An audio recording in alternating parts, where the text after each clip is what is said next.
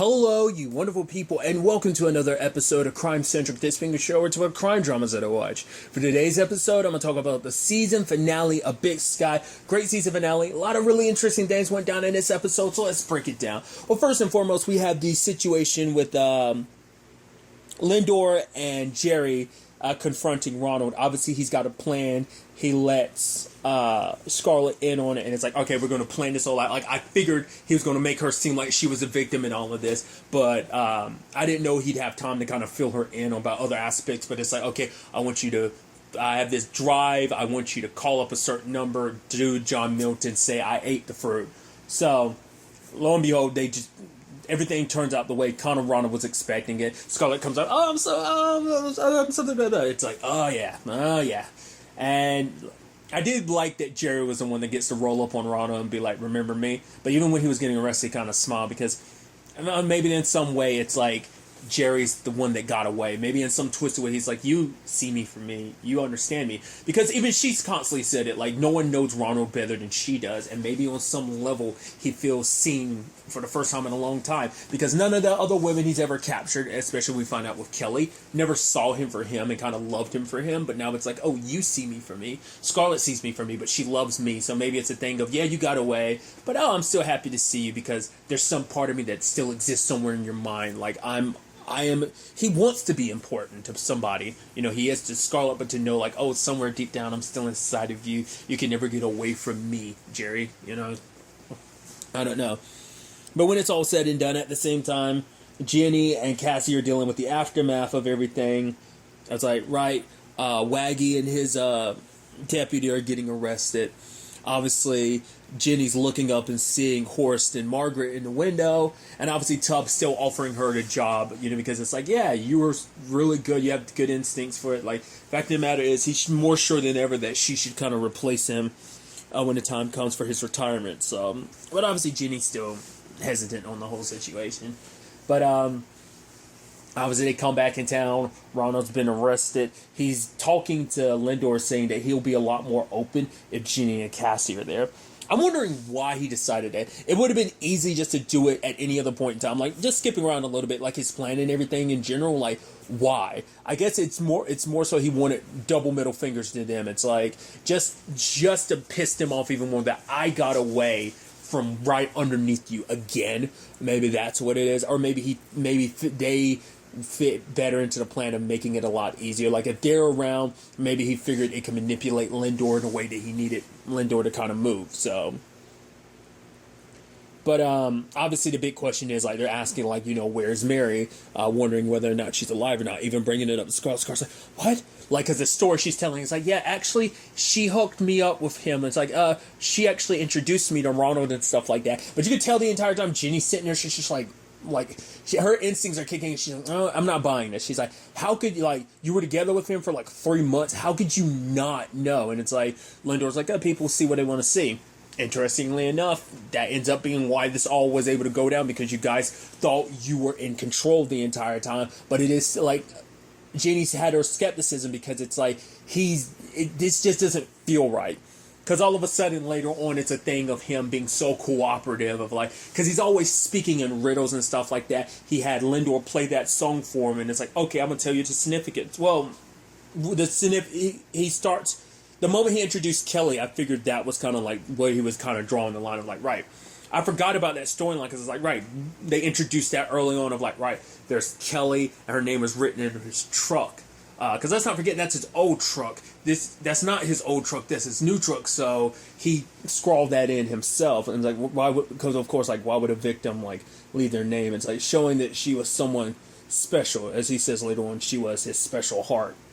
So I don't know whether she was someone he was hired to kidnap, considering that was around the time he was working with Rick, because it was like Rick was like hand her over, but he didn't. So I'm assuming. Because when you look at back a lot, I'm assuming like she was kind of very important to him. Like, I'm sure like Jerry could have easily been that. Like, yeah, I'm a handover. Like, that's what's so interesting about Ronald in that case. Maybe that's why he like took an interest in Jerry, but didn't want to. Like, who knows how long Kelly's been there? Like, we know she's long enough to die. Maybe this was like in the top half of the season, like, he had already taken Kelly, and that's why, like, he was interested in Jerry, but never, like, was like, oh, you can take Grace and Danielle, but, like, I'm gonna keep Jerry because he already had Kelly. But I guess, I mean, it's like, what time, when would you have been able to kind of pop in on her, like, but to be fair, I guess there's a lot of time frame in between him being with Rick and his mom that we never got to see, like, everything he was up to. But it turns out that's what this is all about. He's like, oh, like, I'll show you where Kelly and Mary is, which sadly, we know where Mary is. They do too, they just don't realize it. It's like, right, the area he was in, like, when Scarlett's phone went off, they knew the general area, but they didn't, like, they didn't connect the dots in that regard. Maybe eventually they will. Because part of me wonders, like, the way he was talking, there might be others. That might have just been BS, but part of me is like, do you think there's other Marys buried out there? They're not just, like, any other women, like, he had a special attachment to. I mean, Kelly was in that special, well, he says, like, later on, it's like, that was his happy place, so that's why it's kind of like his escapism, the place he kind of escaped to, so of course that'd be the place he keeps Kelly. Like I said, just at what point in time, it had to be, like I said, at some point before the beginning of this series, he had her, and then, like, maybe she died in some of that time frame while all this was going down while he was on the run. All he said is that basically she didn't return his love, so he just, I don't know, maybe she was, like, his last victim before, because I don't remember Rick ever bringing up, like, oh, you need, but I guess it's like, maybe Rick knew she was dead and was just like, oh, well, fine, whatever. Which is like, that just shows you, like, how unstable Ronald's been this entire time. So it's like, why? I guess it's like Rick. It was like, a means to an end, because it's like, yeah, you're a little unstable, but wasn't he saying, like, no? I was about to say I thought he was going to say, like, Rick was holding it over him, but it's like, no, like, it was just that Rick knew about her, but it's like, I wouldn't get her. So it's like, I guess it's like, Rick was just kind of like, fine, do whatever you want type of thing. As long as it doesn't get us busted, I don't care. It's like, it was a loose end, but like I said, he had to have known she was dead for that, like, not to be an issue, but I don't know. It's interesting, too, because, you know, like, there's some other stuff they're setting up. Obviously, the Lindor and Cassie thing of, like, oh, he wants to get to know Cassie. She's like, well, I invited you over for drinks. She's like, sorry, rain check on that? You know, he's like, you're not the easiest person to get to, but he's like, no, I get it. You kind of put up this barrier because you're trying to weed through all the people who don't deserve you. He's like, and I feel like most people don't. He's like, maybe even I fall into that category, but I'd like another chance to kind of see if there could be something.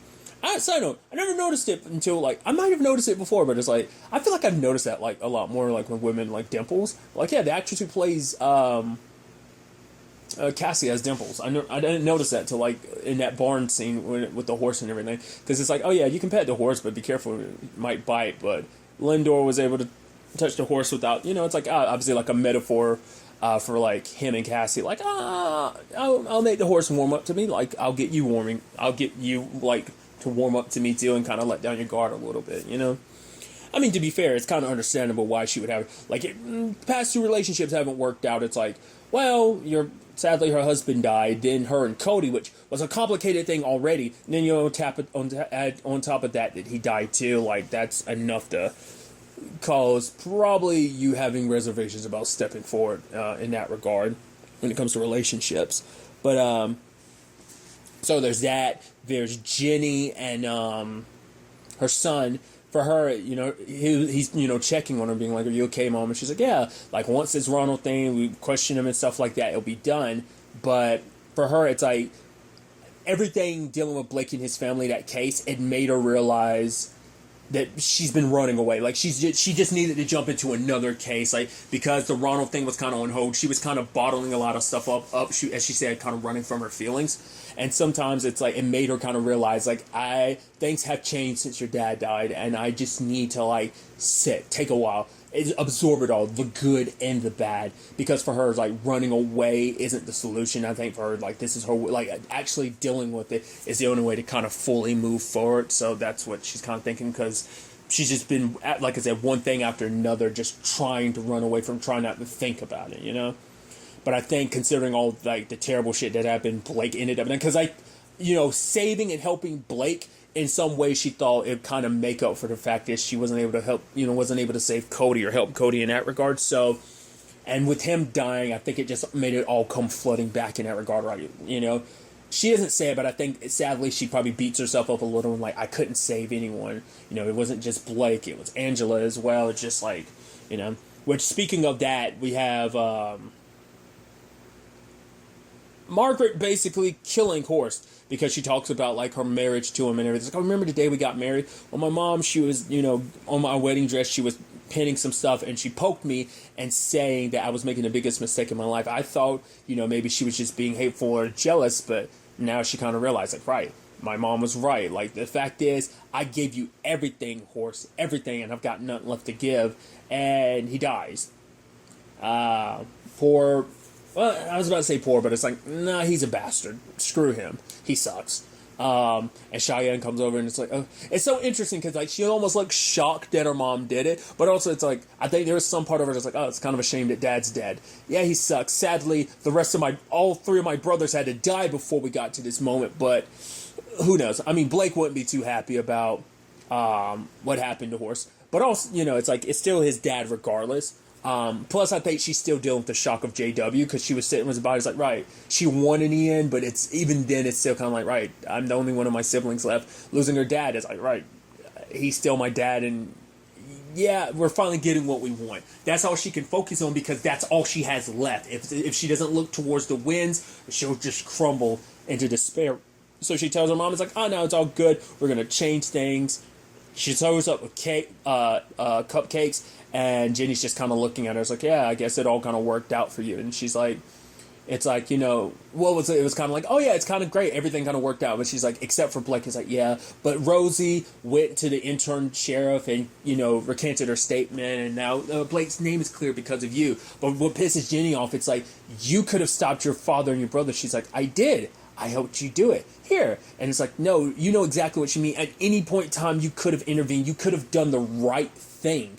You could have brought that stuff about, what's his face, the dude that Blake ended up getting killed over because JW. It's like, you could have brought that to anyone's attention, but what did you do? You used this situation to fit, you know, present the opportunity it is. Like, so she wants to make it seem like, no, it's all worked out. Like, you know, the family's in good. We're going to make some changes, so you should come by. It's like, I'm not coming up there anytime soon because for her, it's like, she sees like, oh, like Cheyenne is a lot more like her dad than she's willing to admit. Like, how how off her rocker she can be. Like, you know, she's just as bad as her brothers as well. You know, that need to kill and do anything. You know, it's like, that's her brother's final words. You're the bad guy now. So it's like, I don't know whether in her own means, in her own mind, it's like, I'm the one that, you know, I'm still standing and what I'll do for this family. It's like, for what? You literally have nothing and no one because that land is also tarnished because of all the bodies they're finding. Because Tubb is like, yeah, we'll keep a, you know, look around it, you know, because the entire farm is a crime scene. It's like, at the end of the day, what do you have? You kind of have nothing. You kind of did everything for nothing. You sacrificed and buried so many just for nothing, you know? So we'll see. Plus, you kind of got to deal with your mom. Your mom's not in the best mental condition either, and what that turned to. So that storyline is closed, but that still leaves room for that to open up later on, because she's like, hey, Jenny, I owe you. So maybe Jenny, at some point in time, needs to cash in that favor because Cheyenne's power and influence. I don't know. The companies that are dumping the waste there, I'm sure they're going to catch some flag, but you never know. They might come to Cheyenne about something else as like the landowner and all that. Like I said, if things go the way Cheyenne wants them to, I don't see that happening, but maybe there's still a possibility. So there's all of that, you know, going down. So then we also have Scarlett making the call to John Milton. Obviously, it's like she's just told to be on standby. And then we have like a state's trooper show up. I'm like, wow. I guess it makes sense in the grand scheme of things because, once again, the books that this series is based off are called like a series of books called, I think they're the Highway series or something like that, which I'm assuming it has to deal with like highways being used as a means of trafficking. Like I didn't looked into the books. Now that season 1 is finished, I'll probably look and compare notes and see like what they changed. Like, did they use like characters from the books? Did they just take the general premise and did their own thing? I'm curious. But it makes sense. Like, state troopers would give you access. So obviously Rick's not the only state trooper on the payroll when it comes to like this sex trafficking syndicate. So maybe there's others as well, as we can see. Interestingly enough, what's his face? Ronald did bring up the fact is that Rick has a twin. So I don't know. I was like, is that guy who showed up talking to Scarlet, is that supposed to be the twin? Then maybe they're fraternal twins? Or is it supposed to be like set up for us to have Rick Legarsky back into the show? I don't know, because it could be like, oh, I'm his twin, you know, but we'll see. I just thought that was an interesting detail, because it was kind of showcasing like, oh, I know Rick better than you guys kind of did, because it's like, oh, did you know all this stuff about Rick? Obviously, Ronald trying to make himself seem more... He's like, oh, I'm a lot more complex than I seem. Like, don't think just sitting with me, it's going to make you figure me out, which seems that is the case. Because at first I was wondering, I was like, well, the Syndicate... I was like, well... Because Ronald's always been middle management. Like, Rick is the one who talked to a lot of it. Because I was like, oh, we're trying to say, like, Ronald's a little more sophisticated. I mean, to be fair, yes, in his own psychotic way, he is more sophisticated than anyone, including Rick kind of gave him credit for. He's, you know... he was able to kind of infiltrate Rick's life like that by being there for his wife and everything. Like, once again, it's like, poor Marilee, Rick didn't know how good he had it, blah, blah, blah. But it's like, right, he took all that stuff from Rick's place, which I never thought about. Like, right, Rick had, like, all the contacts and stuff like that, you know, all what he needed to kind of take Ronald down if necessary. Like, if I go down, you're going down with me. So, only thing I thought about at the time was like, oh, yeah, Ronald getting all the information about himself. I didn't think about, like, anything else that would be in there, which turns out to be this drive, which has, I think, all the names. So, because that was kind of like the main thing to pick up, because it's like, right, we're kind of, I guess that's what the whole I ate the fruit thing, like, I kind of bit the bullet in this situation, I need pick up, and I'll hand over the drive and everything. So Scarlet lied and said, like, oh, there was a copy. It's like, should have had a copy, an insurance policy to make sure none of you get capped. Because you're messing with an organization that's like, oh, you're a loose end, especially the way things play. I was like, oh, you're drawing too much. Oh, we're gonna have to kill you because we don't. Well, to be fair, they kind of can let things run their course because they don't have the flash drive anymore because Home Dude ended up the hard drive because the guy ended up taking it. But then like the name that keeps popping up is John Milton. I wonder, is he like the head honcho of this entire organization, or is he or is he just like a cog in this machine? Like he might have been like that Rick's handler, like the person Rick talked to respond to the higher ups. So like I said, maybe John himself is the higher up. We don't know. But at first, like that state trooper is pulling out his gun. She's like, you don't have to kill me. And it's like, don't do this. And it's like, if you're going to, go ahead and do it. But the fact is, if you want to take the chance that Ronald might have another copy or not. And it's like, oh, here's your daughter.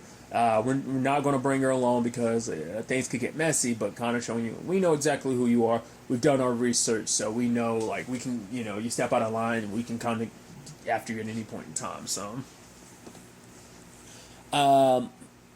ultimately, we ended up finding Kelly's body.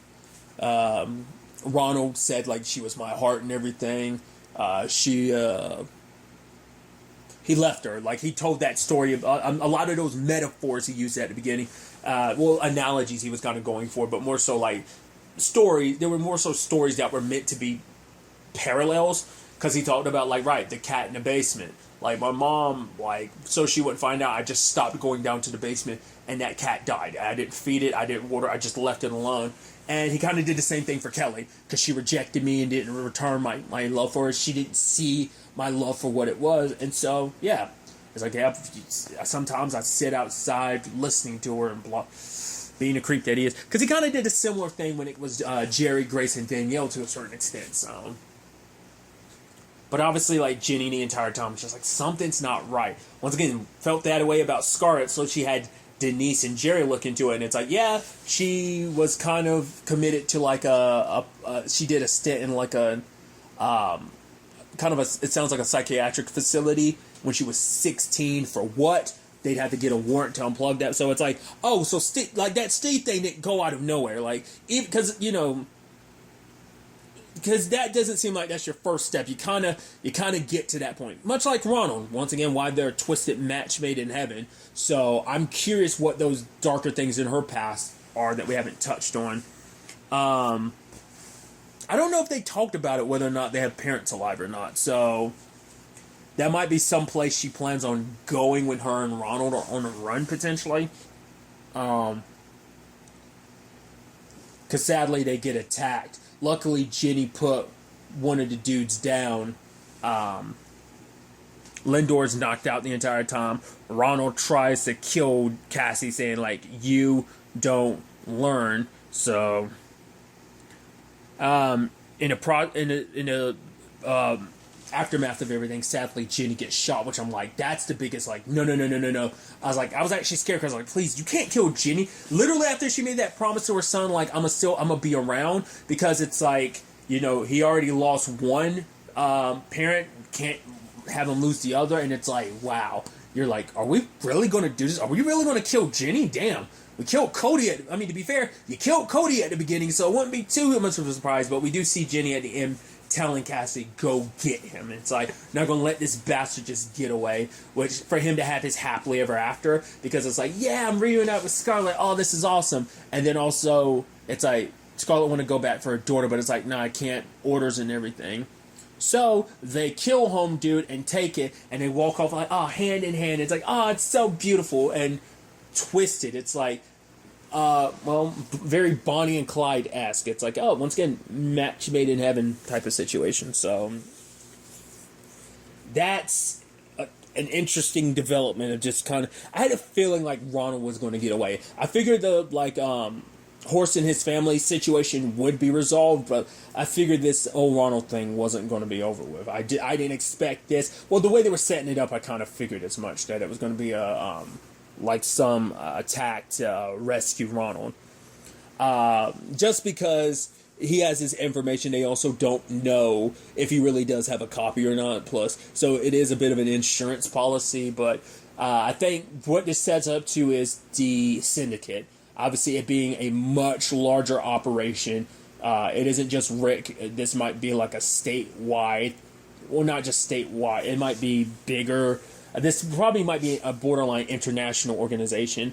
Once again, we had that church at the beginning of the season that was kind of meant to be like a red herring. That I'm like, it came off weird and creepy that we still never, and we never circled back to it. Like, after Jenny went there earlier in the season, we never been back, and I'm like, that's what I always kind of wonder. I was like, is there still something crazy with this church, or was it just BS that Rick set up? And then like, part of me is like, that could have been like a wink and a nod to the fact is that he knew that they had enough to cover their bases. Because I'm thinking to myself, I'm like, are we supposed to know what the name does the name John Milton supposed to mean something to us?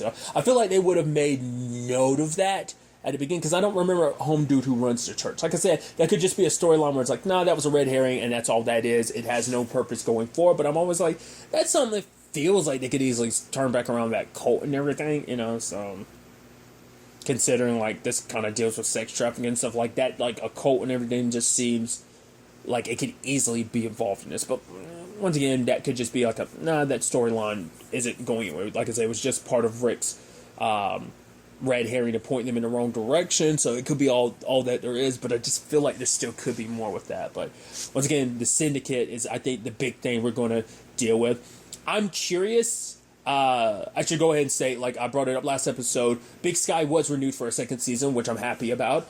I'm curious, like, is the Ronald and Scarlett thing going to be like, kind of like the Rick thing? Like, that was immediately dealt with, like, in the first chunk of the season. So maybe, like, Ronald and Scarlett are going to be that, but obviously it's going to be about getting to the Syndicate.